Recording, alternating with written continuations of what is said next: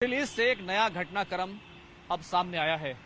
Iran ने सीधे तौर पर अमेरिका और इजराइल को धमकी दे दी है और ये कहा है कि वो जंग के लिए तैयार है। क्या है पूरी खबर, इस पर बात करेंगे। मैं हूं खुर्रम शहजाद और आप देख रहे हैं न्यूज 18 का डिजिटल प्लेटफॉर्म। कुछ वक्त के लिए हमने मिडिल ईस्ट पर बात करना बंद कर दिया था, लेकिन अब मिडिल ईस्ट में एक घटनाक्रम हुआ है।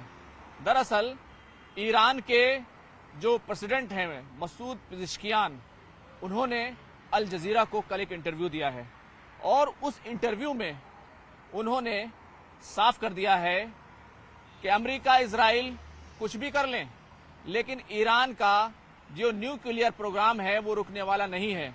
और इसी के साथ साथ मसूद पेज़ेश्कियान ने यह भी कहा कि हम इजराइल के साथ एक और जंग के लिए तैयार हैं। उन्होंने कहा उन्हें इजराइल पर और इस जंग बंदी पर जो सीज फायर अमेरिका के हस्तक्षेप से, उसके इंटरवेंशन से, मुदाखलत से हुआ है, उस पर हमें बिल्कुल भी भरोसा नहीं है और हम यूरेनियम का इनरिचमेंट करते रहेंगे।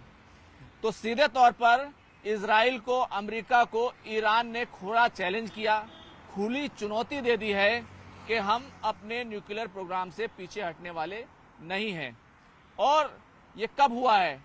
जब 12 दिनों की इजराइल के साथ जंग हुई, अमेरिका ने बंकर बस्टर बम का इस्तेमाल किया, ईरान के न्यूक्लियर इंस्टॉलेशंस को तबाह करने का दावा किया।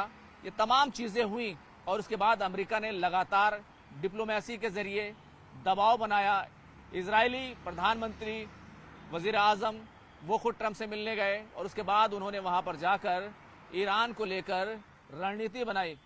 इसी तरीके से जो पश्चिमी देश हैं, जो मगरबी ममालिक हैं, बरतानिया हो, जर्मनी हो, फ्रांस हो, उनकी तरफ से भी ईरान पर लगातार यह दबाव डाला जाता रहा कि वो अपना यूरेनियम इनरिचमेंट का कार्यक्रम छोड़ दें। अगर उसको सिविलियन पर्पस के लिए, बिजली बनाने के लिए एनर्जी की जरूरत है, पावर की जरूरत है, तो वो इनरिचमेंट यूरेनियम जो है वो मगरबी ममालिक देंगे, अमेरिका देगा या फिर किसी दूसरे देश से, किसी दूसरे मुल्क से ईरान को दे दिया जाएगा।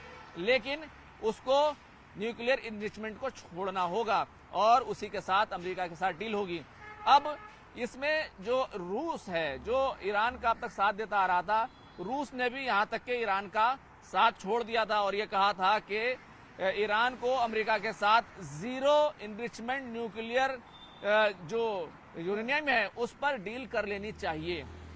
इसको एक बहुत बड़ा डेवलपमेंट के तौर पर देखा गया था और ये समझा गया था कि ईरान को लेकर कोई देश नहीं चाहता कि उसके पास न्यूक्लियर पावर हो, उसके पास न्यूक्लियर वेपन बनाने की कैपेसिटी हो। देखिए, जो जंग हुई थी उसमें जो सबसे बड़ी बात यह हुई थी कि IAEA जो मॉनिटरिंग करती है इस पूरे मामले की और जो न्यूक्लियर संवर्धन होता है, न्यूक्लियर प्रोग्राम होता है, चाहे वो सिविलियन पर्पस के लिए हो, और उसकी वो निगरानी करती है। और खासतौर से उन मुल्कों में IAEA जाती है जहां पर NPT यानी कि न्यूक्लियर अप्रसार संधि जो है उस पर अगर किसी मुल्क ने दस्तखत किए हैं तो उसकी निगरानी IAEA करती है। IAEA की तरफ से 12 जून को एक रिपोर्ट आती है जिसमें कहा जाता है कि ईरान ने 60% के करीब यूरेनियम इनरिचमेंट कर लिया है और 90% होने के बाद वो सीधे तौर पर न्यूक्लियर बम बना सकता है। उसके बाद इजराइल का हमला हुआ, अमेरिका का हमला हुआ, सीज फायर हुआ, रूस का बयान आया। हालांकि फ्रांस की तरफ से ईरान के इजराइल के हमलों को कंडेम किया गया था। सिर्फ एक ये बड़ी सफलता जो मिली थी। लेकिन इस घटनाक्रम को आप समझिए, पहले जो बयान आ रहे थे वो बयान आ रहे थे ईरान के जो सीधे तौर पर उनके जो आयतुल्ला खामनेई है उनकी तरफ से बयान आ रहे थे। उसके बाद उनके जो सफीर हैं और खासतौर से उनके जो फॉरेन मिनिस्टर हैं अब्बास अराक्ची, ईरान के, उनकी तरफ से बयान आ रहे थे कि हम जो है इस बात पर समझौता नहीं करेंगे, हम हटेंगे नहीं, IAEA के साथ हम जो है कोऑपरेशन नहीं करेंगे। इसी के साथ साथ एक बड़ी बात जो है अब ये हुई है कि ईरान के जो सर्वोच्च पद पर हैं, कहना चाहिए जो डेमोक्रेटिक तौर पर चुने गए हैं, मसूद पेज़ेश्कियान, वो ये कह रहे हैं कि हम पीछे हटने वाले नहीं हैं। तो कुल मिलाकर एक तरह की चुनौती है। लेकिन एक बड़ी बात उन्होंने और भी कही कि हम एक और जंग के लिए तैयार हैं और हमारी जो फौजें हैं, हमारे जो सिपाही हैं, वो इजराइल के अंदर जाकर हमला करने के लिए तैयार हैं। तो ये सीधे तौर पर एक खुली चुनौती दे दी गई। अब दूसरी तरफ देखिए, ईरान ने 1 महीने के अंदर अपने जो कमियां थी, जो जंग में सामने आई थी, जैसे रडार सिस्टम उसका अपग्रेड नहीं था, इसी तरीके से उसका एयर डिफेंस सिस्टम उतना बढ़िया काम नहीं कर रहा था।